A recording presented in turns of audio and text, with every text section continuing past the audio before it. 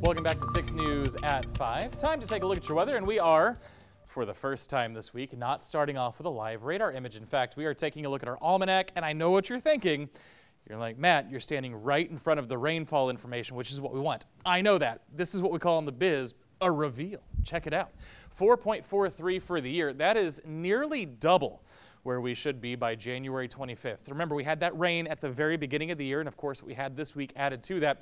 4.43, that's a great way to start off the year, but of course, the response to that is, let's keep it coming, because we know by the summer, we're just going to turn the tap off and the rain will be gone for about 3 months. So we are in an El Nino pattern this year, which means we should receive a little more wet weather here before we run into the summer across the area. So that, of course, was our official recording station in Waco, but across central Texas, you go down I-35, well, actually, if you go up I-35, because we're going from south to north here, Salado 3.89, Troy almost 3.5 inches of rain, Temple about 3 1/3, Cameron 3.2 in Mejia, trying to canvass the area a little bit here, 2.95 over the course of the week.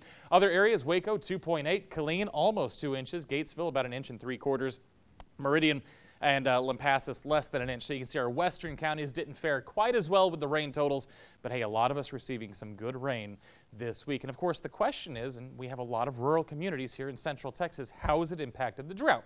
Well, let's take a look at our drought monitor, starting off with last week's image. You can see last week most of us experiencing at least some level of drought.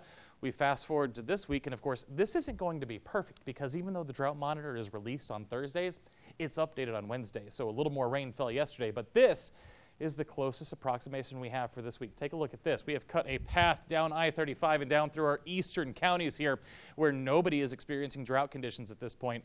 Now, you can see, again, those areas that didn't receive quite as much rain still dealing with some problems, but hey, we have a little bit more on the way. Let's talk about that now. So fast forward to tomorrow. We'll wake up cloudy. You can see the cloud cover staying with us overnight. Few showers developing to our northwest by morning, but our best time period is going to be from early afternoon. You can see it bubbling up from the south, taking over here by mid to late afternoon, staying with us through the evening hours, and then a little bit into the overnight as well. You can see possibly a second wave, at least according to this model, as we head towards 12:30.